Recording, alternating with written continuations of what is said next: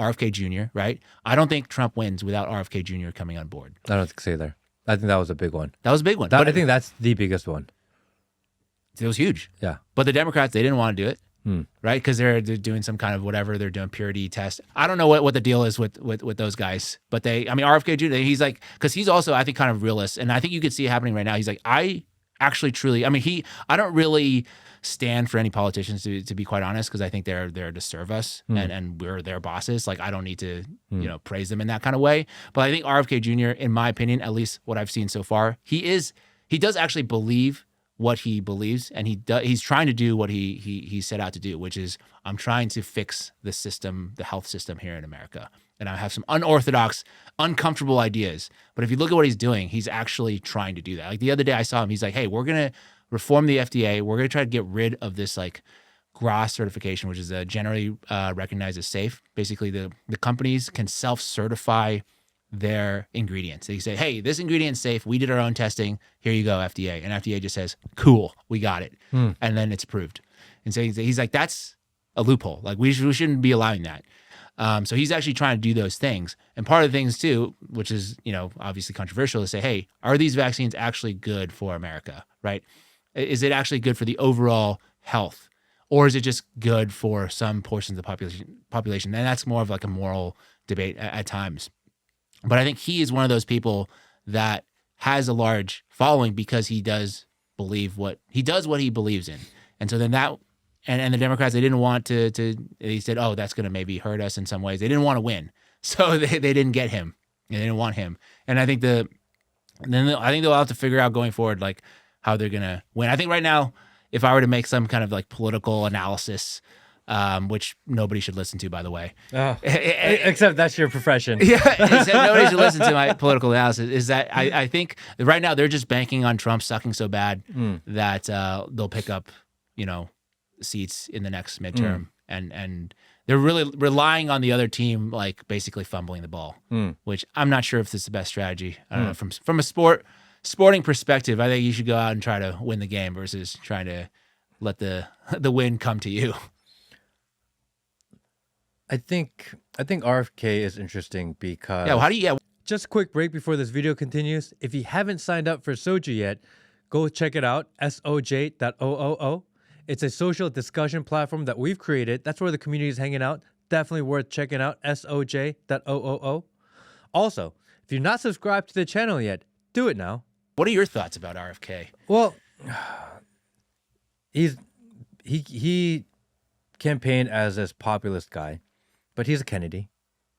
He is. I think we need to always keep that in mind, that he grew up a certain way, that he was raised a certain way, that he's taught a certain ideology, that it's a part of his kind of DNA. And I think it's easy to forget that because he's like mingling with the people, and he does a lot of mingling with people. But at the end of the day, like, you can't take that away from him. That always has to remain, sure. And I think it's easy to forget that. I think it's interesting because he did pick up a lot of support. He was the anti-pharma, anti-vax guy. And then as he comes into office, he's like becoming a little bit more moderate on that. A little bit more accepting of that. And he's in a really difficult position because he's in charge of health. And he says, I want to change the way health is. And the reality is that health and pharmaceutical and food industry is so large, run by such a small group of people, that it's really hard to impact and make actual change. Like, you make a few regulatory changes, but for it to trickle down to the people, I don't know if we'll actually feel that anytime soon. But if he tries to run for president in 4 years, people are going to say, well, like, you actually didn't do much because you said you did these things, you passed these laws, but everyone's still fat. Everyone's still dying. Everyone still has all this disease. We actually don't see the results of it. And he's going to have to fight that narrative. So I think he's put in a really bad spot. And I wonder if they did that to on purpose to make sure that he can't run again. That's an interesting point that I have not thought about in terms of sabotaging. I don't know if you really need to sabotage RFK Jr. I don't know if he has enough appeal. I think some of the ideas that he has are so considered radical that he's easily disregarded. I mean, I think most of my friends despise him without really understanding him. Despise him? Yes. Damn, I'm trying to think if I know anyone that despises him. I think I know people that may not agree with him, but like despise him. He's like a pretty likable guy, you know, other than the way he talks. Like he's pretty likable. But you throw out the anti-vax thing, yeah, right? true. He's like, oh, they always bring it. Well, do you hear about what happened in Samoa or whatever? The measles outbreak right now, whatever is going on. And I think it's very easy. I think there's like some issues that the media historically has made this kind of like hot button issue where if you cross the line there, you're considered a deplorable. And I think they've effectively done that to him, to a lot of people.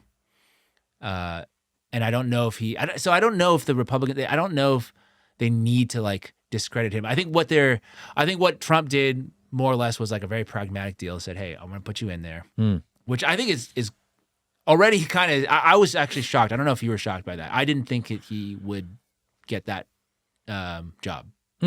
I thought it was going to be I thought he was going to put him in some kind of exploratory committee to fix American health without any substantial power, which to Trump's credit, he gave him the job. And now he's going to have to, like you said, he's going to have to show some market improvement. And I think you can look at the stats, right? You can look at obesity rates, you can look at diabetes rates, but that often takes like decades to really materialize. But you can look, it's like, hey, did he actually do anything to change the conditions of the actual industry? Which I think he's trying. I mean, if I were to look at it, he's probably going through two different prongs of approach. Like one is obviously to regulate, which is hard to do because he's in an anti-regulatory administration, right? So the Trump administration is all about deregulation. So I'm not sure if that's the right way. The other way is to make a public appeal to say, hey, we want certain things to be out of our food or else we won't buy the food anymore. And I think that's what they're effectively doing to companies like Kellogg, which I've studied a little bit, right? They make cereal and all they make is cereal. There's also other companies that make cereal, right? Like General Mills and Post. So Kellogg's, to me, they sell an undifferentiated product. And so if they can mobilize the Make America Healthy Again, the MAHA people to say, hey, we're not buying Kellogg's anymore. It actually is like pretty detrimental to the company because I looked at some of the stats that are coming out. Their cereal sales are like down like 25% or something across some of the big brands like Fruit Loops and things like that because they've basically said, hey, if you don't get the food dyes out, we're not buying that anymore. And that's very effective, especially if you have an undifferentiated product because you could literally just go buy any kind of other cereal or there's knockoff Fruit Loops that don't have it, all kinds of other options. So that's the other side that he can take is to apply this kind of public pressure to say, you will be rewarded for good behavior, what he considers good behavior, right? Something that's arguable to a lot of people, but he considers, hey, I want you to not use seed oils anymore. And that's happening to some restaurants. Like Sweetgreen recently came out with French fries that are, I guess, not seed oils. Was that Steak and Shake is another one that has come out with a little bit of controversy. Really? Yeah. They're doing the beef tallow, is that right? They're doing the beef tallow thing, but there's a little bit of controversy around that. There's a wellness influencer, Alex Clark. I don't know if you know who she is, but basically she called them out and said, well, you're actually there's still vegetable oil in this because of the supply chain and that these fries are pre-cooked in vegetable oil. And then at the restaurant, they're frying it in beef tallow.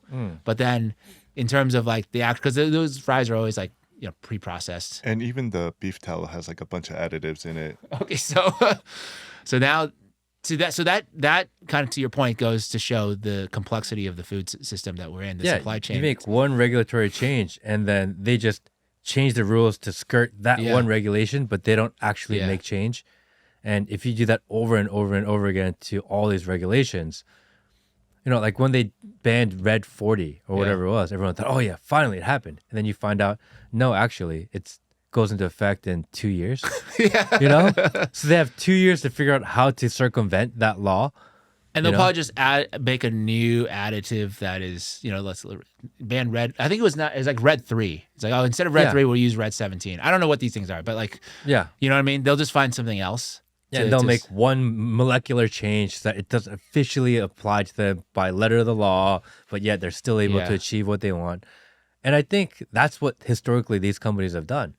And I think that's why, from a regulatory standpoint, and what RFK's position, it's going to be very difficult to do because he hasn't had to deal with all this bureaucracy and trying to achieve things before. And it's almost like Trump in his first term. It's like he didn't realize that it takes so much Nevi to get anything done, which is why this time around, he's like, I'm just going to hire all my friends and we're just going to say, fuck it. And we're just going to do whatever we want. Right? Because he learned from the first time. And then you have the argument, well, is that a good thing or a bad thing? Yeah. I don't know. But that's what he's doing right now, right? You can't, I mean, that's why I sometimes I have a hard, I understand what his strategy is in terms of overall. It's like, yes, we're going to have loyalists. We don't want people screwing up with our plan, which I'm totally fine with. But now they're in a position where if things go awry, you can't really blame anybody but yourself. So there's like a double-edged sword there, right? If it works really well, okay, I'll give you I'll sing your praises, till the rooster comes home or whatever the saying is. But if it goes wrong, where'd the rooster go? The roosters, I don't know. Till the hens, what does that say? I don't know the idiom. I don't know. I didn't know roosters leave their homes. Sorry. Total tangent. Sorry, totally. No. I need to figure out. Yes. Till the rooster crows. Is that what it? Till the rooster crows. Chickens come home. No, that's not what I'm trying to say. Chickens come home to the roost. Leave a comment. Let us know what that statement is. I don't really know. I think we could have. Till the cows come home. That's what I'm saying. That's the cows leave too? Well, AI says till the rooster comes home, meaning the consequences of someone's actions are. Yeah, but that's not what I meant, though. That's a misuse of English. Sorry, I did not mean to make this a thing. I was not trying to do that. Till the cows come home? It just happened. The cows are. I don't know. Is that a saying? Now I need to just figure it out. The cows are leaving. The cows come home. Till the roosters come home. Oh, and for people listening or watching, we are totally looking at the TV screen to figure out what this saying is, and it has. And totally it might not be a sidetracked saying. us. We can make. I mean, I'm about to. I guess I'm making a new saying. Roosters come home. Till the rooster comes home. Till the rooster comes home. Point is that if it goes wrong, then he's going to be blamed. Yeah. Thanks for watching the clip. If you want to see the full episode, click here. If you want to see more clips, click here.